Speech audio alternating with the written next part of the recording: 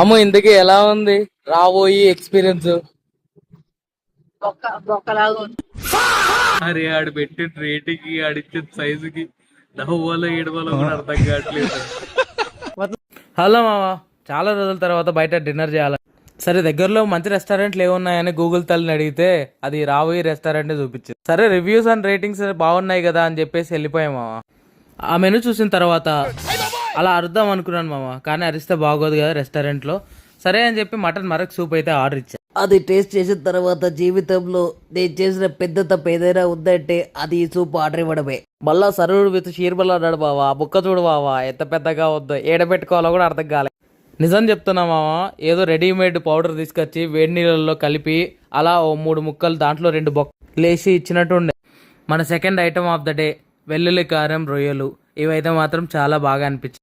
అందులో వేసిన ఎల్లిపాయ కారం వల్ల కావచ్చు టేస్ట్ అయితే మాత్రం అదిరిపోయింది. క్వాంటిటీ కూడా డీసెంట్గా ఉండే, కానీ ఆయిల్ అయితే మాత్రం ఘోరంగా ఉంది. మీరు ఎప్పుడైనా స్టార్టర్ ఆర్డర్ ఇచ్చేటప్పుడు ఆయిల్ జర తక్కువ వేయమని చెప్పండి ముందే.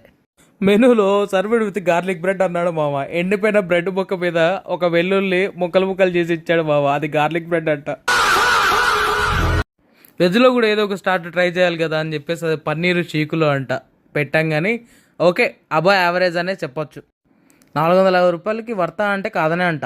అప్పుడే అయిపోలేదు, ఇంకో ఎక్స్పెరిమెంట్ కూడా చేసావు. ఉలవచారు కోడిగుడ్డ పలావ్ అంట. కుక్కర్ పలావ్ స్పెషల్ అన్నాడు, ఆర్డర్ ఇచ్చావు, వచ్చింది, తిన్నాము.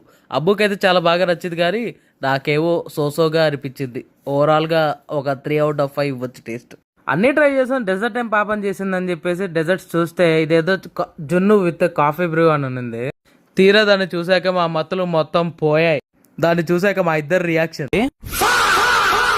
అది చూడు మామ, అంత పెద్ద తట్టలో 10 రూపాయలు దుడ్డు పెట్టుకొని వచ్చి సైడ్ నుంచి కాఫీ నీళ్ళు పోసాడు.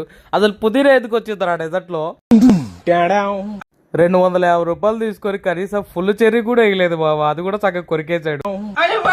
ఓమ్ని హాస్పిటల్ దగ్గర బండి మీద పెట్టుకుంటాడు. 40 రూపాయలకి ఇంతకన్నా ఎక్కువ వేస్తాడు, అందుకే టేస్ట్ సూపర్ ఉంటుంది. దారుణంగా మోసం చేశాడు బాబా డెజర్ట్ విషయంలో. అరే ఇదైతే once in life time experience రా. ఎందుకు తెలుసా, నువ్వు ఒకసారి ఇడికి వస్తే ఇంకోసారి రావు.